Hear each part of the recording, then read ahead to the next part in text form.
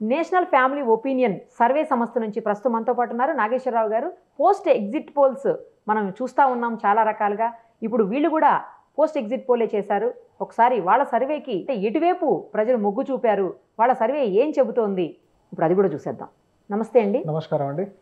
మీరు సర్వే చేసేటప్పుడు అంటే ఏ ఏ పారామీటర్స్ని మీరు తీసుకుంటారు? అసలు అన్ని ఏజ్ గ్రూప్స్ తీసుకున్నాం. తర్వాత మేము 2 సెక్టార్లు తీసుకున్నాం. జనరల్గా ఏంటంటే జగన్ గారు ఏం చెప్తున్నారంటే మా ఇచ్చిన సంక్షేమ పథకాలు మమ్మల్ని గెలిపించబోతున్నాయని చెప్తున్నారు. మేము ఏం చేసామంటే సంక్షేమ పథకాలను ఒక పార్ట్ తీసుకున్నాము, తర్వాత సంక్షేమ పథకాలు తీసుకుని వాళ్ళు తీసుకొని 2 విధాల ఎనాలిసిస్ చేసి దాన్ని మళ్ళీ క్లబ్ చేసాం. ఎందుకంటే రేపు మామూలుగా ర్యాండమ్ చేసినప్పుడు ఆ ర్యాండమ్లో సంక్షేమ పథకాలు తీసుకొని వాళ్ళు వచ్చారనుకోండి, రిపోర్ట్ వేరే రకంగా వచ్చేస్తుంది. జగన్ గారు ఏం చేస్తున్నారు, వాళ్ళు వైసీపీ వాళ్ళు మాక్సిమం ఫోకస్ ఏం చేస్తున్నారో మా సంక్షేమ పథకాలు మమ్మల్ని గెలిపిస్తున్నాయని చెప్తున్నారు. కాబట్టి మేము సమయం ఎక్కువ దొరికింది. మాకు 14వ తారీఖు నుంచి నిన్నటి వరకు కంప్లీట్ వర్క్ చేశాం. కాబట్టి సమయం ఎక్కువ దొరికింది కాబట్టి మేము బాగా డెప్త్కి వెళ్ళేసి 4,86,316 శాంపిల్ చేశాం. ఓకే, టోటల్ శాంపిల్ చేశాం. సో మీరు చెప్పే దాంట్లో కూటమికి 48.50% ఉంటే వైసీపీకి వచ్చేసరికి 46.16% కనపడుతుంది. Okay, vote sharing. సీట్లు ఎన్ని చూపిస్తున్నారండి? టీడీపీ కూటమికి వచ్చి 104 నుంచి 110 ఇస్తున్నాం. వైసీపీకి వచ్చేసి 65 నుంచి 71 ఇచ్చారు. అదర్స్ 0. ఓకే, టఫ్ ఫైట్ ఉన్నాయి. టఫ్ ఫైట్ ఉన్న దీంట్లో కలిపేశారా? దీంట్లో కలిపేసాం. ఎందుకంటే గ్యాప్ ఇచ్చాం కదా, అప్పుడు మళ్ళీ గ్యాప్ ఇచ్చాక కూడా టఫ్ ఫైట్ అని చెప్తే దానికి అర్థం ఉండదు. చేస్తున్నారు అసలు మీరు survey? 22 years experience, field experience. నేను గ్రౌండ్ నుంచి వచ్చాను. ఫస్ట్ లో డోర్ టు డోర్ సర్వే చేశాను. వెళ్ళి కార్పొరేట్ సర్వేలు అన్ని రకాల ఉత్పత్తులను సర్వే చేశాను, ఈ ఎలక్షన్ సర్వే కాకుండా. అంటే అది మాకు చాలా ఎక్స్పీరియన్స్. జాగ్రత్తగా ఎనాలిసిస్ చేస్తాను. నేను ఇక్కడ ఫెయిల్ అవ్వలేదు ఇప్పటివరకు.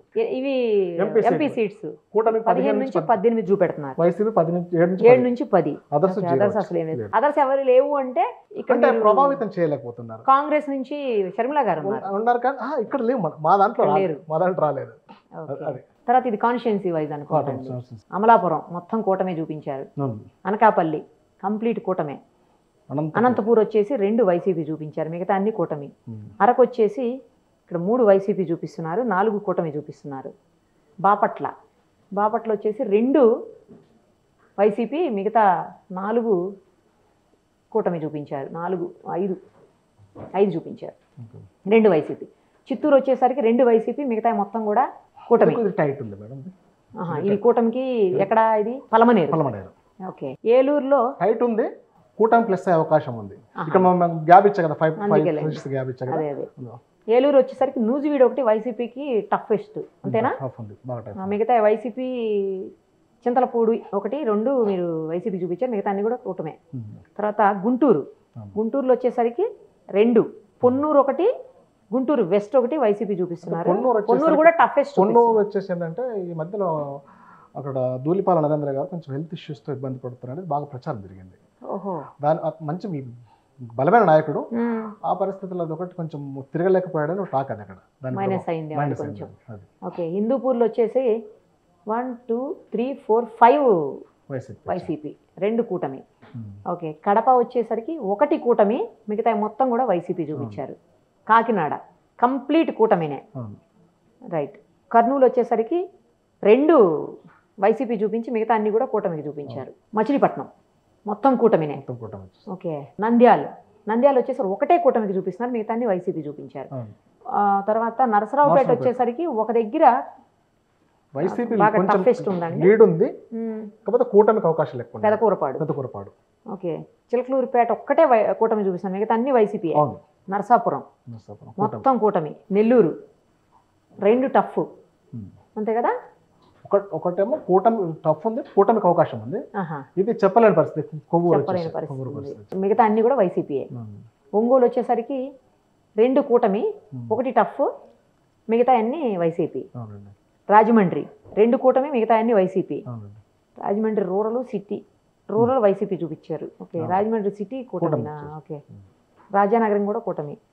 రాజంపేట వచ్చేసరికి 3 చూపిస్తున్నారు వైసీపీకి, మిగతా అన్ని కూటమి. శ్రీకాకుళం 1 కూటమి, మిగతా మొత్తం వైసీపీ. తిరుపతి 2 కూటమి, మిగతా అన్ని వైసీపీ, 1 టఫెస్ట్. విజయవాడ మొత్తం కంప్లీట్గా కూటమి. విశాఖపట్నం 3 కూటమి చూపిస్తున్నారు, 1 టఫెస్ట్, మిగతా 3 వైసీపీ. విజయనగరం 1 వైసీపీ. చీపురుపల్లి, మిగతా అన్ని కూడా కూటమి చూపిస్తున్నారు. అంటే చీపురుపల్లి కూడా జస్ట్ 1.6% డిఫరెన్స్లో ఉంది. కళా వెంకట్రావును మన బొత్స సత్యనారాయణ మధ్యలో. ఎవరెవరు ప్రముఖులు ఓడిపోబోతున్నారు? ఇందాక మీరు చెప్తూ ఉన్నారు కాకినాడ సిటీ నుంచి ద్వారంపూడి చంద్రశేఖర్ రెడ్డి గారు ఓడిపోతున్నారు. కూటమి గెలుస్తున్నారు. ఇది అమలాపురం ఓడిపోతున్నాడు. ఓకే. రాజానగరం జక్కంపూడి రాజా ఓడిపోతుంది. ఆచంట చెరుకువాడ శ్రీ రంగనాథరాజు, ఏలూరు ఆళ్ల కాళీకృష్ణ శ్రీనివాస్, ఓకే. గోపాలపురం తానేటి వనిత, గన్నవరం వల్లభనేని వంశీ, గుడివాడ కొడాలి వెంకటేశ్వరరావు అలియాస్ నాని, మచిలీపట్నం పేర్ని కృష్ణమూర్తి, అంటే ఆ పేరు నాని గారి అబ్బాయి కదా, వాళ్ళ అబ్బాయి, అంటే ప్రముఖుల అబ్బాయి. పెనమలూరు జోగి రమేష్, విజయవాడ సెంట్రల్ వెల్లంపల్లి శ్రీనివాస్, వెల్లంపల్లి, విజయవాడ ఈస్ట్ దేవినేని అవినాష్ ఓడిపోతున్నాడు. Jaggayyapeta Samineni Udayabhanu, Pedakurapadu Namburi Shankar Rao, Tadikonda Mekathoti Sucharitha ex home minister, Santhanuthalapadu Merugu Nagarjuna, Ongole Balineni Srinivasa Reddy, Kovvur Nallapureddy Prasanna Kumar Reddy, Sarvepalli Kakani Govardhan Reddy. So ఇక్కడ వీళ్ళు గెలవబోతున్నారు. టీడీపీ వాళ్ళు, యువత పక్కన మనం చూపిస్తున్న టీడీపీ వాళ్ళు గెలవబోతున్నారు ఆ ప్లేసుల్లో. ఓకే. ద్వారంపూడి గారి ప్లేస్లో వనమాడి, ఓకే. ఆనందరావు, బాలకృష్ణ, పితాని సత్యనారాయణ, బడేటి రాధాకృష్ణ, మద్దిపాటి వెంకటరాజు, యార్లగడ్డ వెంకట్రావు, వెనిగండ్ల రాము, కుల్లు రవీంద్ర, బోడే ప్రసాద్, బోండా ఉమామహేశ్వరరావు, గద్దె రామ్మోహన్, శ్రీరామ్ రాజగోపాల్, భాష్యం ప్రవీణ్, తెనాలి శ్రవణ్ కుమార్, విజయ్ కుమార్, దామచర్ల జనార్దన్ రావు, వేమిరెడ్డి, సోమిరెడ్డి, చంద్రమోహన్ రెడ్డి. ఓకే. ఇదేంటండి అక్కడ క్యాండిడేట్స్ నేమ్స్ ఇవన్నీ, ఇది కాంగ్రెస్ నుంచి నించున్న వాళ్ళు.